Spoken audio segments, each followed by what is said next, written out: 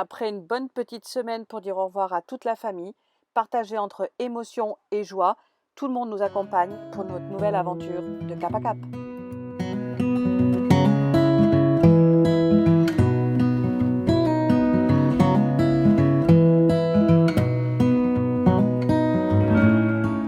Pour notre première journée, on décide de visiter la cathédrale de Villeneuve-les-Maguelones, perchée au milieu d'une île. Par contre, le froid glacial et ce vent de fou nous souffle dans les oreilles, mais on poursuit quand même notre visite.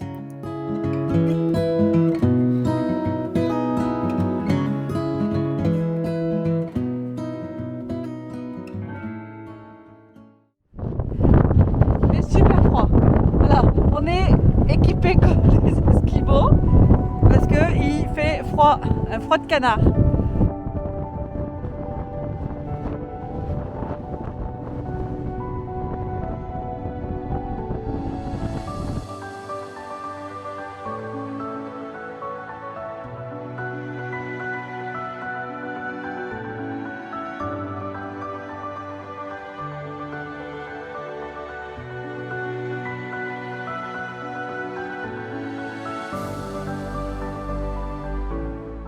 Dès l'arrivée à Fontfroide, sa puissance et sa profondeur temporelle se font sentir.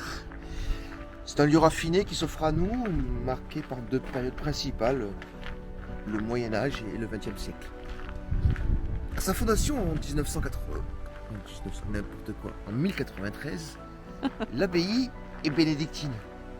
Elle rejoint l'ordre de Cîteaux en 1145.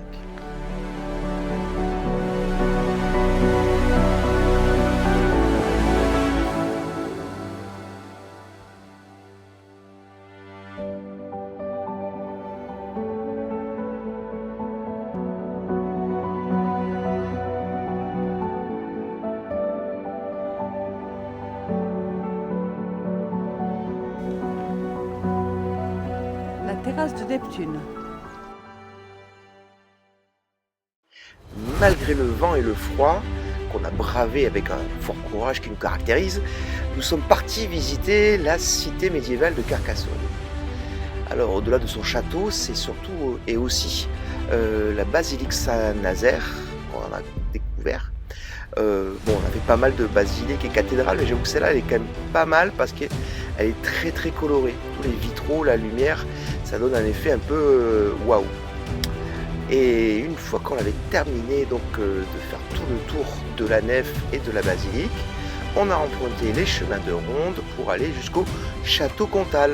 Et là on s'est pris un petit peu pour, dans un film de Cap et l'épée, à repousser les envahisseurs depuis les chemins de ronde et les meurtrières. Et voilà, donc ça nous a permis de faire le tour de tout le château Comtal. C'est magnifiquement restauré.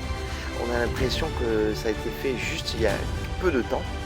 Et on peut faire tout le tour et rentrer dans chacune des tours de guet, les ponts-levis, j'en passe et des meilleurs. Donc voilà un grand malgré le froid.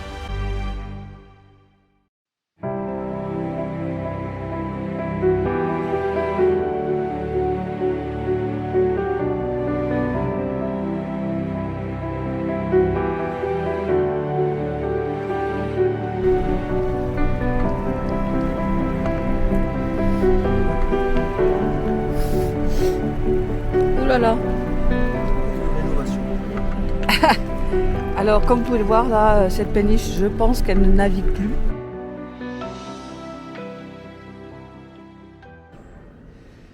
Voilà, donc ça c'est le grand bassin avec une petite île qui se trouve au milieu. On s'engouffre à l'intérieur de cette écluse là et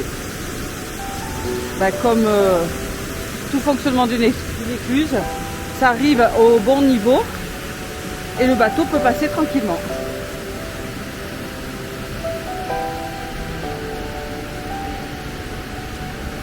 Ah, il y en a deux, donc c'est en deux fois ici. Une première fois, une seconde fois. Ah mais non, il y en a plein, dis donc. D'accord, donc là ils doivent passer 4 écluses.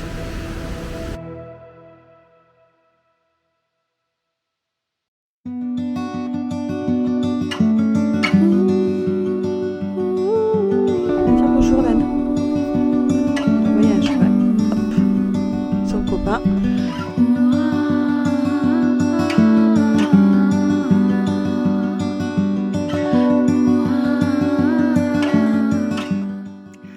profite de cette halte à Rieux-Volvestre pour, grâce à Yannick, découvrir un petit peu cette ville typique. Magnifique architecture, une cathédrale, encore une de plus, hein. Les maisons à colombage et également d'anciennes geôles qui ont servi encore dernièrement, où ont séjourné quelques prisonniers et y ont laissé des gravures qu'on peut encore découvrir. Certaines doivent remonter, je pense, à plusieurs siècles. Au-delà de ces prisons, on a monté quelques escaliers et là vraiment ça a été la stupéfaction. On est tombé sur juste quelque chose totalement atypique dans ce lieu-là, un véritable théâtre à l'italienne. Alors là, c'était un grand waouh, avec ce plafond peint avec un trompe-l'œil de ciel, les balcons comme à la grande époque pour suivre la pièce de théâtre, et ces couleurs qui sont encore restées d'un vif, entre le rouge du rideau qui tranche avec le bleu du trompe-l'œil. Voilà, un grand waouh. On a monté encore un étage pour découvrir cette formidable charpente en forme de bateau.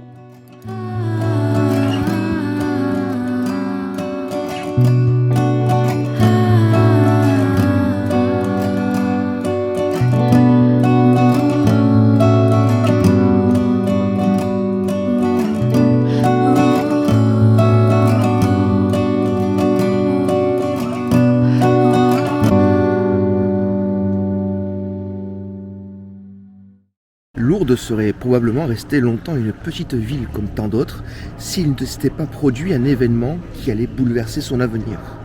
Le 11 février 1858, en fin de matinée, 3 fillettes s'en vont chercher du bois dans la campagne. Il y a là 2 sœurs, Bernadette et Toinette, Soubirous, et une amie, Jeanne Abadi, toutes 3 issues d'un milieu très pauvre. Arrivée au lieu dit Mazabiel, Bernadette, alors âgée de 14 ans, a une vision. Elle voit une dame au-dessus d'une grotte. Jusqu'au 16 juillet, le phénomène se reproduira 17 fois. La dame lui parle en bigourdant et lui dit « Allez boire à la source et vous y lavez ». Elle doit gratter le sol pour y trouver une source et en boire l'eau. Puis, elle doit aller voir les prêtres pour qu'ils construisent une chapelle à cet endroit et organisent des processions. Le 25 mars, la vision lui révèle son nom. Je suis l'Immaculée Conception. Ouais, je suis un puits d'histoire et je dis surtout merci au guide du routard. Parce que moi je connaissais pas l'histoire.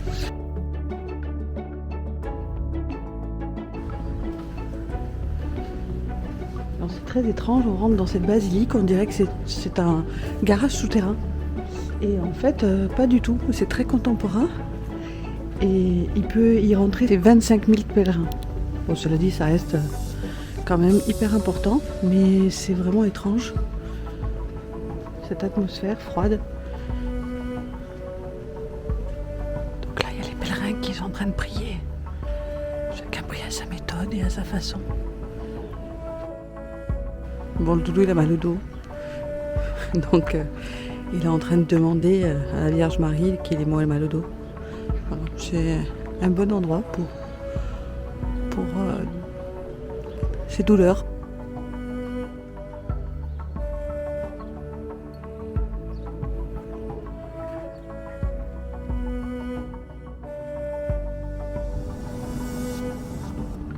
En tous les cas, il fait beau. À croire que notre destin était de venir là aujourd'hui.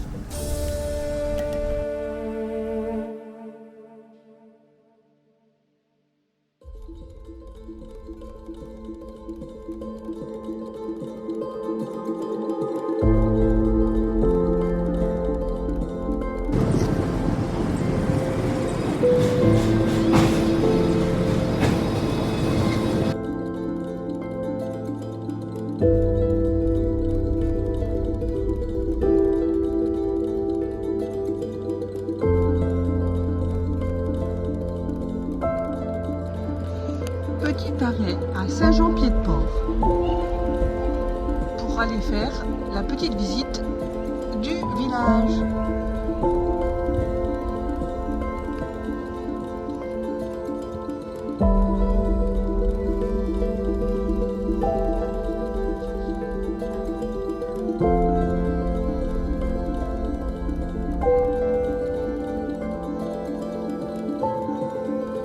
pour la citadelle.